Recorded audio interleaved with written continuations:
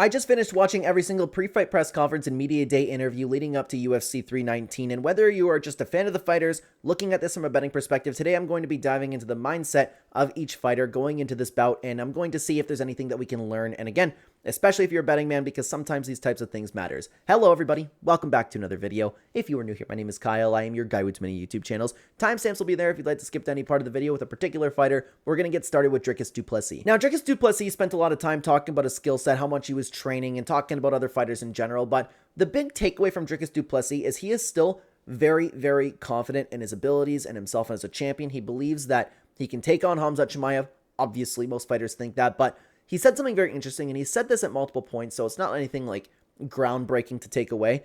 He said that he's going to focus on fighting like Dricus du Plessis and not focusing on surviving against Khamzat. And I don't remember exactly what example he used, but he said it's not like he's going to go out there and just shoot at Khamzat Chimaev, but he's going to welcome the grappling. He is going to do everything that he can to win the fight. He is going to impose his will on Khamzat Chimaev instead of vice versa. And I actually think that's a pretty good way to get going into the fight. I think that's the way you probably need to handle Khamzat Chimaev instead of like being so tentative. You need to be worried, but it's going to be interesting to see if Dricus can actually impose his game plan on Khamzat, especially in the first round. He's ready to go for 5 rounds. He's prepared, and he's doing the best that he can. So, Dricus du Plessis, he's confident. That was expected. Nothing has changed, in my opinion, on my perspective on Dricus du Plessis. Now, for Carlos Prates, we have just a little bit of a takeaway from him. He mentioned since his last fight, he's going to work on not only going for the finish, he's historically wanted to fight and wanted to get these like really nice, flashy KOs. If the KO comes, the KO comes, but he's going to focus on just winning the bout. Additionally, he's going to focus a lot more on listening to his coaches. If these are two things that he improves upon, then I can see him having a really good performance, and I already expect him to have a good performance against Geoff Neal. So I think those are two great things that you can improve upon. I'm just not going to take his word for it because it's obviously easier said than done. We've heard a lot of guys say that they're going to listen to their coaches and fight differently, and then they show up and they don't exactly do that. So I'm going to keep this in mind. If I see him doing that in this fight, then I will keep it in my mental notes moving forward when we're breaking down Carlos Prates. So he has the potential for improvement here. I just need to wait and see that. Now for Tim Elliott, and you'll have to excuse me, guys. There was a lot of things that I wanted to talk about at Tim Elliott, so I want to jot it down on my other monitor here. A couple things that I wanted to remember that I wanted to talk about for Tim Elliott because there was a lot to break down from this press conference, okay? First of all, it could just be the beard, but Tim Elliott is looking a little old. I was worried about him having almost a 2-year absence, and he never actually got into why he's been off for 2 years. I don't know if he's been injured or anything like that. He didn't give any clarity on that in the media day interview, and I was already worried about that in general for Tim Elliott. So he mentioned that he is no longer watching tape for fights because it's a little bit discouraging because according to Tim Elliott, like the way that he sees this, when he's watching tape, he only sees bad in himself when he's looking at himself, and when he watches his opponents, he only sees good watching his opponents. So it's kind of like in a bad way, a double-edged sword. It's like, I'm looking at myself bad, and I'm looking at my opponent being really good, so like the mental gaps kind of get in there, and I thought that was a interesting way to look at it. I don't see myself doing that like if I was really a UFC fighter. I don't think most fighters do, but hey, everybody's different though. Tim Elliott also openly said that he's old now and he's feeling his age. That's a little bit tough for the flyweight division. Again, in my full card breakdown, I mentioned that I was worried about that. One of these days, Tim Elliott's going to show up and he's going to look really old. He talked about how his cardio might not be able to hold up anymore, but he also spoke about how much he really actually loves to fight. So he is going to have enough grit to, even if he gets exhausted, he's going to be able to push through that exhaustion. He might show that he's tired. He's feeling his body get old, but he still has the mindset and the mentality that he wants to still be in there, and he can push himself past the point of exhaustion to still have good performance. And I like when guys are realistic with their careers right now. And another thing, speaking of that, and he also talked about how he's not going to be champion anymore. He just wants to make money to support his family. He understands that. Did I say he's not going to have a legacy? I'm sorry if I just mentioned that, but he understands like what kind of fighter he's going to come to be. He truthfully enjoys to fight. He's grateful to be here. He's grateful to be making money. He seems to be in a good spot.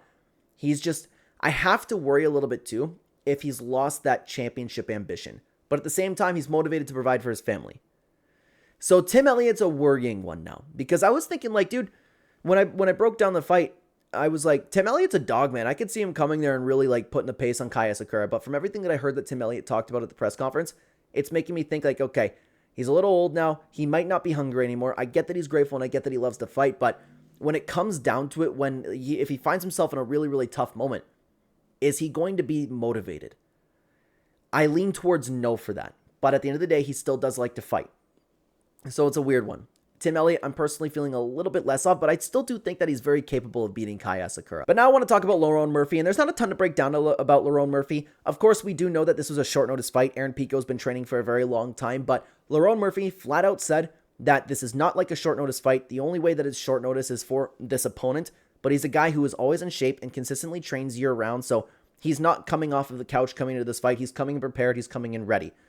He also mentioned, which was very interesting to me, and he hopes that he gets booed this fight. And I'm going to pay attention to, like, if he ends up actually getting booed this fight, because he is the foreigner coming in. He says that it gives him a little bit of a boost because he feels like he's fighting for his life in that octagon with everybody cheering against him. And I could actually see the way that could really motivate somebody. If you're somebody who can thrive through pressure and push through that, I could see you, like, really, like, getting, like, all right, I'm getting out of here, having, like, your big moment, making it feel even better, you know? So I'm going to pay attention if the crowd starts booing and if Lerone Murphy actually ends up fighting better. But regardless, Lerone Murphy seemed very comfortable, very confident when he talked about how in shape he was, and this wasn't a short notice fight. So that's kind of bonus points for him, in my opinion. And guys, we're going to be talking about Geoff Neal, but let me stop you for just a second. As you might know, I am your guy with too many YouTube channels. If you are interested in my commentary on any other topic, we have multiple channels in multiple different niches of YouTube. You can check it out at the top of the link tree, as well as the direct links in the description down below. Like and subscribe if you have not already, and thank you for your time. Your time is valuable. I appreciate you even sticking with me through this break, but let's talk about Geoff Neal. For Geoff Neal, it was a little bit of a basic press conference. There was just one thing that I wanted to mention, and they talked about what Carlos Prates said, where he's not going to come in literally just looking for a finish and chasing a knockout. Geoff said that he's suspicious of that, because he's probably, like, he's worried that, he didn't say this wasn't happening, he's just suspicious about it, because he might, like, want Geoff Neal to come into the octagon thinking, like, oh, Carlos Prates is going to look for a takedown. Carlos Prates is going to lean back and fight really technically, when in reality, he's just going to look to blast him while he's worrying about all that. So he's ready for the possibility of Carlos Prates showing up in any way, shape, or form. That's really the only takeaway from that press conference that I had, though, to be honest. Now, unfortunately, guys, to be honest with you, Michael Page is a little bit of a worrying one for me, because if you guys didn't know, in my full card breakdown and betting guide, I was very confident that Michael Page would get the job done against Jared Cannonier.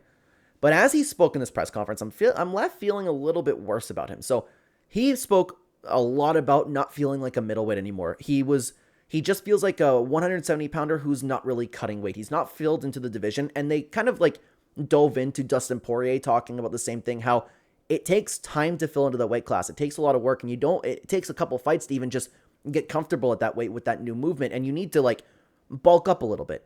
Michael Page wants to be a 170er. He was very, very vocal about wanting to stay at 170 pounds. Crap, did I say that he was moving up to 170? I'm sorry if I did, but you get my point. He's moving up to 185 pounds.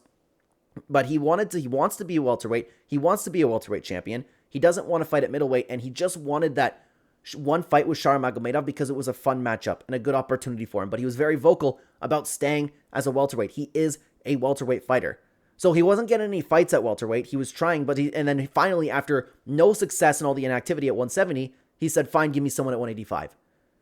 So he spoke a lot about not being a middleweight. He's not ready for middleweight, or like, he didn't say he wasn't ready, but everything that was coming out of his mouth made me think, like, okay, this dude is not ready to be at 170. And he was talking about how his power doesn't translate to the 185 division. He has to have more output, and he has to be more aggressive in his bouts, because he can't just sit back and be the sniper he likes to be at 170 pounds. So I'm going to be honest with you guys here, because I feel like this is okay to say. And I was thinking about for a second, because it's unfair to any channel members, because if you guys don't follow the channel, I have a membership where I talk about, or I post my bets that I'm making every single week. And I think this is fair to say, because I already had a bet on Michael Venom Page, and I haven't posted my members only video yet. I'm considering cashing it out after hearing all of that, because I was very confident in him in this matchup, but I didn't like everything that he was saying. He didn't sound discouraged, but he could be right. If he wasn't preparing to go back up to 185 pounds, that could be a problem. He could get stung by a shot. He's not filled into the weight class. He's still elusive, and it's still a really good matchup, and honestly, I still think he'll win the fight, but I'm not nearly as confident as I was. I was thinking that, okay, he beat Sharon Magomedov, he's going to make a run at 185, and he's going to look even better now that he had that debut at the weight class. But he didn't want to be there, he still doesn't want to be there, and he's just looking for activity. I'd be careful if you're betting on Michael Page, and I'm unsure if I'm going to keep that bet. I might cash it out. I don't know about that, guys, but we'll have to wait and see. But if you want to talk about all of these fighters and how I think that it's going to go, then why don't you check out the full card breakdown for this card right here. I would love to have you over there. Thank you very much for watching the video, guys. Take care, everybody.